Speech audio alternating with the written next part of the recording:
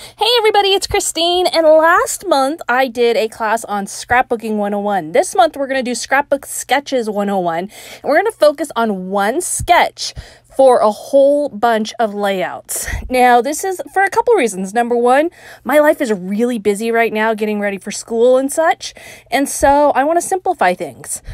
Using a sketch simplifies. I have never taken this approach before, so you're viewing this with me for the first time. But I'm going to use this sketch over and over this month. Not exclusively for every single thing I do, but for a lot of them. So keep your eye out for these videos and keep your eye out for how different each layout comes out looking using this sketch. Now, this sketch comes from the ScrapRoom. And I am starting off today using the ScrapRoom kit, and I am going to be using the sketch for all of the ScrapRoom kit pages this month. So that will stay the same, especially because it's a ScrapRoom sketch. So you saw the sketch at the beginning, and it is a 2-picture sketch, very straightforward, with lots of room to build upon it. And I really liked it when I saw it, so I thought that's going to be one that I can easily do over and over, but put my own spin on. So I am using the double shot kit today from the ScrapRoom, and this is the Kate and Ash collection from Simple Stories, which you've seen me work with before for Simple Stories. This was one of the page kits, and so I am going to roll with this. Now, the sketch calls for an outline, several layers of outlining, if you will, on the outer borders. I am sticking very closely to the sketch today. Throughout the month, you will see that change. You'll see me start in one direction and veer off in my own direction. But today stays pretty true. So you can see I've created that border using the black heart patterned paper. Then I'm going to do some additional layers, and you can see the sketch is sitting right there next to me, so that I can stick as closely to it as possible. So what I'm trying to determine right now is what other patterned papers I want to use with this. Now, I've got some major contrast going right now with the black and the lighter cream paper. So I'm considering that carefully. I don't want to bring in like a pastel as much. So this rich yellow paper is probably going to be a good option because it's more bold. If I brought in like that blue pastel flower paper, I think it would just look out of place just because I've got so much contrast going already.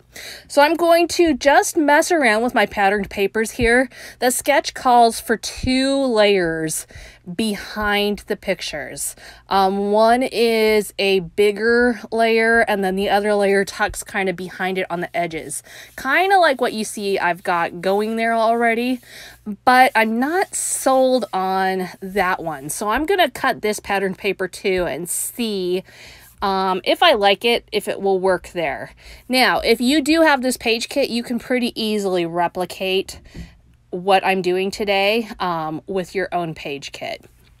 So now you can see I'm looking at that cream, considering if it's going to work up against it. And you can also see right now it's lacking black in the middle, right? I've got black on in the picture, and my daughter's wearing dark colors, and I've got that black border. And so there's definitely, I like the colors, but the black is lacking. And so I'm going to play with this and try and figure out how to bring that in to the layout itself. Now, building the base of the layout for me is always the longest part. Okay, usually the longest part, not always, but usually the longest part. Building the base, whether it's layers of patterned paper, whether it's adding stitching or mixed media, or creating some kind of a scenic background, this part always takes a good chunk of time. Partially because I'm just trying to find a good balance of the colors, also trying to find a good balance so that I don't overwhelm the pictures, trying to make everything coordinate, and also trying to see if I can do something clever with it. Because I'm working with a sketch today and I'm trying to stay pretty true to it, I'm not going to get real clever today. Simply going to just go straight forward. And yes, while I do like to do a clever spin on things more often than not, some days your brain just needs a recipe. And that's where I was at with this day.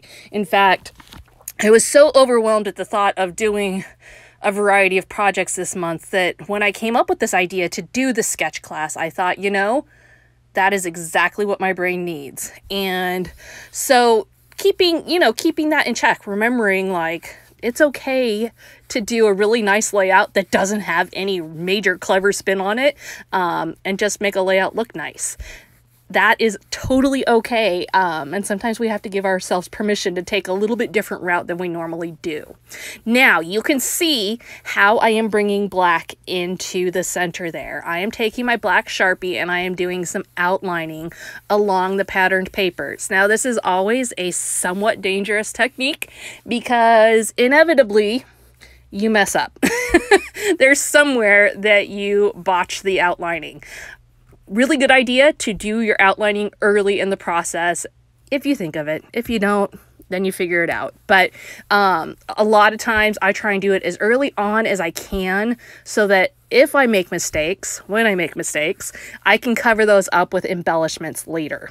So just a little tip on that to keep in mind. See that I matted my pictures in white. That is something I really like to do, even if I'm not working with anything else white. In this case, I've got a lot of cream going on. I still like the look of white up against cream. It's just a classy twist on colors. And I am doing it consistently now because Simple Stories does have a lot of cream or off-white based layouts, or patterned papers, sorry. And so combining those with some white makes just for a really interesting and unique look. Now, the other way I'm going to bring black into the middle here is I am going to add this stripe down the middle, and this is part of the sketch. There is a stripe that just goes straight across the layout, and so I'm going to add that on. I'm also going to pop up my pictures using some crafty foam tape, and that will add some dimension because right now I've got a very, very flat layout. The sketch calls for the pictures to be staggered, and so I am going to do that, although I am going to do it in the opposite way that they do. So I did vary from the sketch there, but I am going to add my layout or my photos that way. And you can see like both of my pictures are really both focal points. They're not, a lot of times when you have a layout, you have like one that really is the showcase photo, and then from there you add just kind of some detail photos, if you will. And in this case, it is really both of them are telling the story. So these pictures are actually from my daughter and I on Black Friday last year, which I don't think is going to be a thing this year. And we were shopping. It was her first time to go out Black Friday shopping, and she wanted to get some Vans, and she had saved up babysitting money to get them. So this was a really important moment for me to tell. It's not just a random selfie. It's not just her looking cute. It's actually a moment in her life where she like made her first really big fashion purchase. And so I was really glad I had good pictures from it. And then when Simple Stories came out with this collection, I knew it would be great. But what I loved even more is that they came out with the boy side of this collection, Bro & Co., that had pictures or stickers that looked just like her Vans. And so I pulled those in from another kit from the ScrapRoom this month. She had the Bro & Co. collection in the Flavors of the Month kit. And so I pulled those over, which I don't usually mix and match my page kits, but it was necessary this time because when they match the shoes, you got to use them. So you can see I added in my title. I did that off camera, not intentionally, but I did. So you can see that I've got on there, life is short, buy fun shoes. I really wanted to just say buy the shoes, but I didn't have another T. So we went with fun, you know, making it work as usual. And you can see how the title really pops up there because, once again, it's black. You can also see the other embellishments I added on there, enamel dots, a few little pieces of ephemera, and there you have it. So that is sketch number 1. Please be sure to check back for the next episode where I'll be playing with this sketch again, and we will see you again next time.